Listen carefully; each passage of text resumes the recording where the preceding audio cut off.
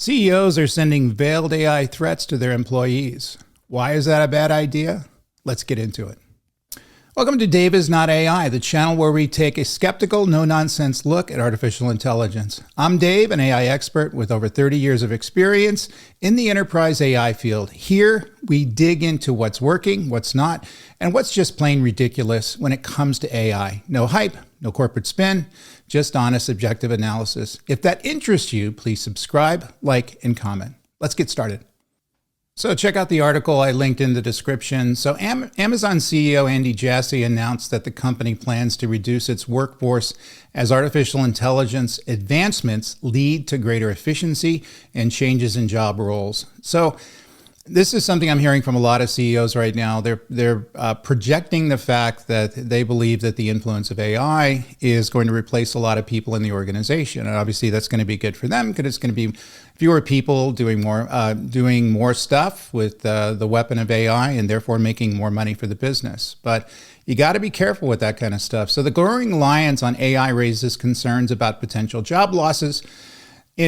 Particularly in white-collar positions, experts warned that unemployment could spike significantly in the coming years. And so we're seeing two sides of the coin. Number one, the innovation side, the explosive growth of interest in AI. I wouldn't say that enterprises are doing all that much with it now, but the potential is there that we can automate things that were typically traditionally hard to automate. And many of the white-collar roles, people who process information, for example, may indeed be reduced. However, this is not a time when you use fear tactics to predict, the demise of people's jobs.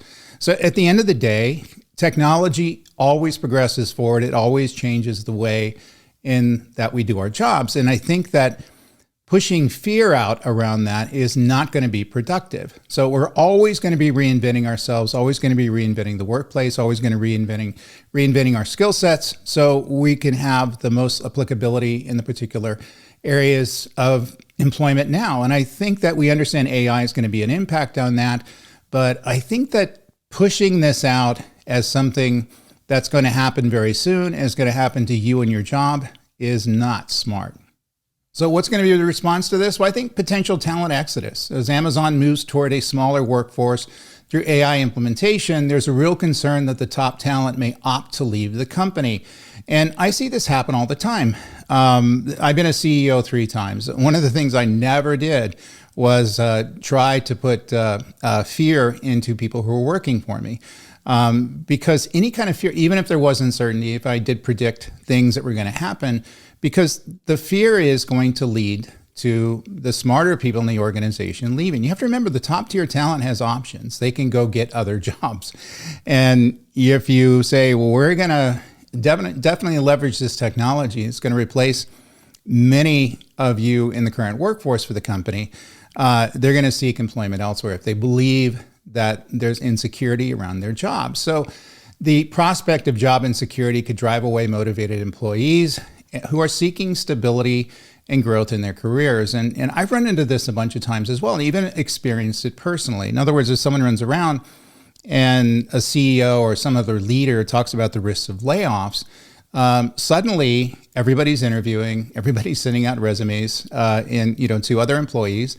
And we're finding that the most desirable people, the people who add the most value to the companies, are the ones who end up leaving. So it's never a good idea to put fear into a workforce. I understand the motivations behind it. Now, I'm sure some consultants are saying that you're going to get more productivity out of people who are insecure about their roles. In other words, they want to impress you. They're going to work extra hard, be extra productive.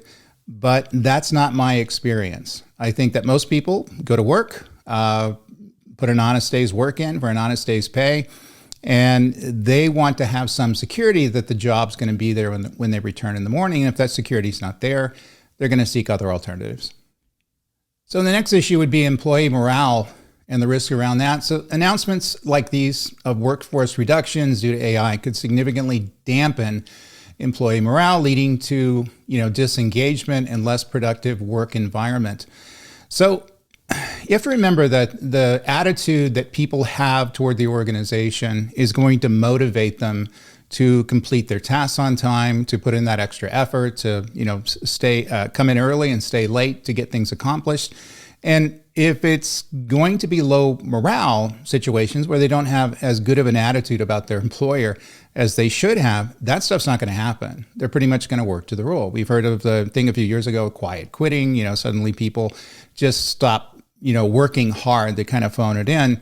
They'll get into that kind of a state where ultimately you're not getting the productivity out of them. So when employees feel threatened by technology or anything else, by the way, their trust in the company diminishes, potentially impacting overall performance.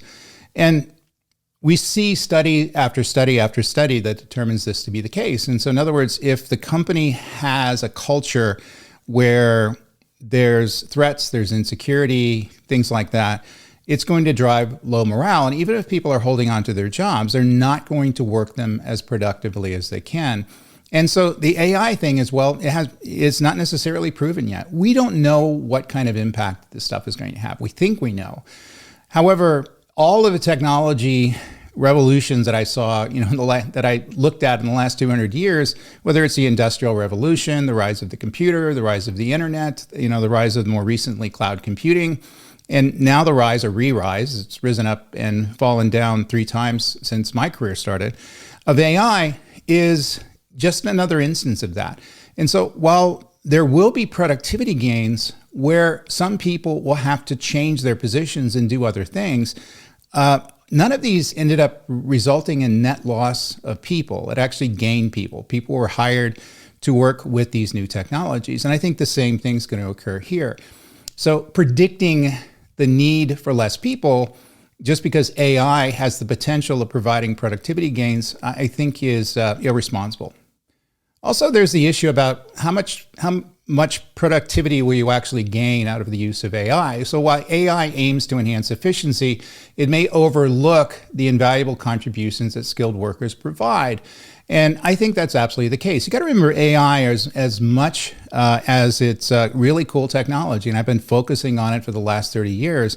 It can't create original thought.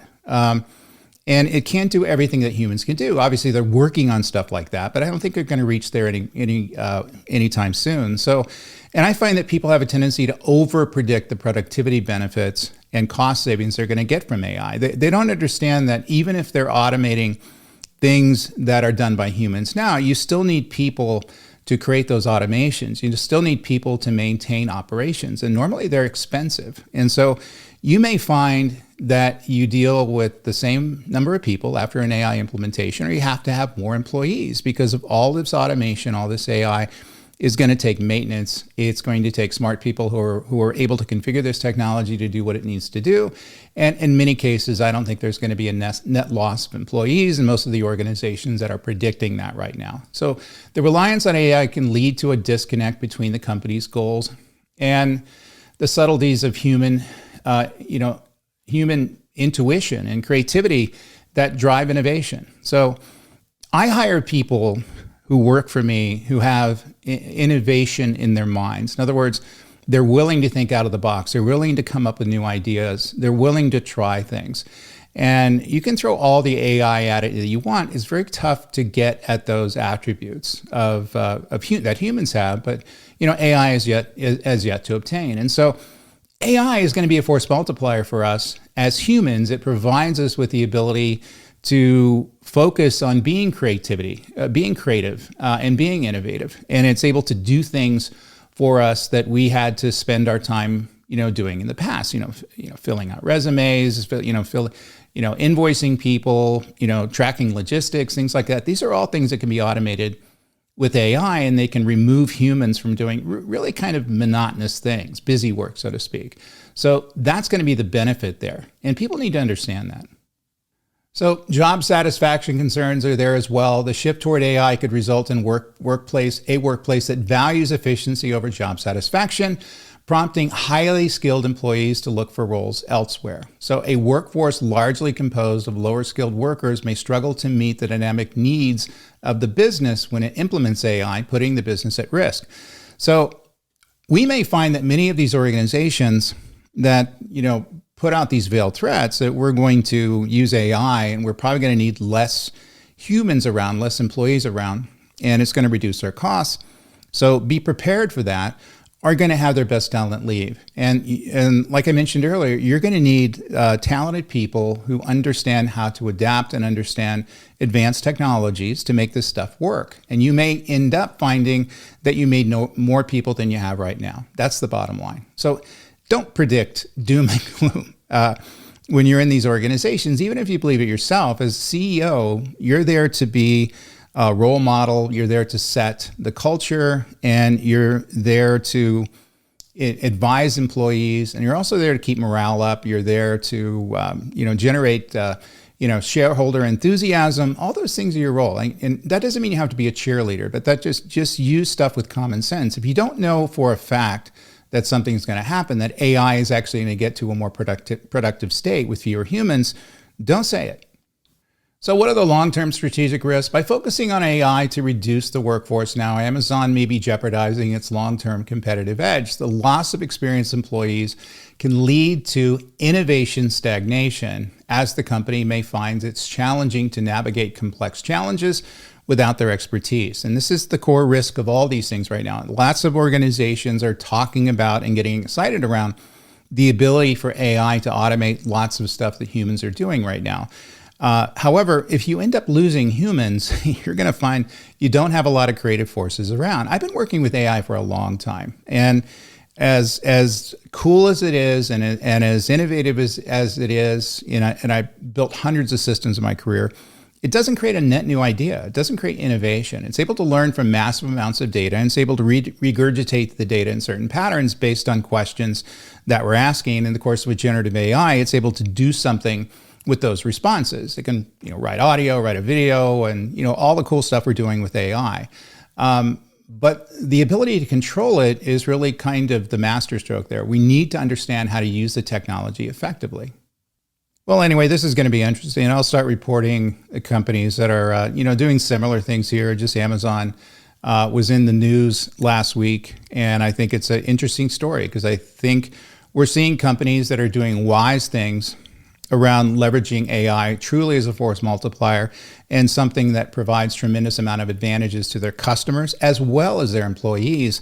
And then we're seeing companies that are probably prematurely spreading fear, uncertainty, and doubt. And I don't think that's a good idea. So don't forget to like and subscribe and check out my other videos on this channel. Also check out my InfoWorld Cloud Computing blog, my 100+ LinkedIn learning courses, and of course my generative AI architecture course out on GoCloudCareers. And finally, my latest book, An Insider's Guide to Cloud Computing. So until next week, stay very, very safe. Later.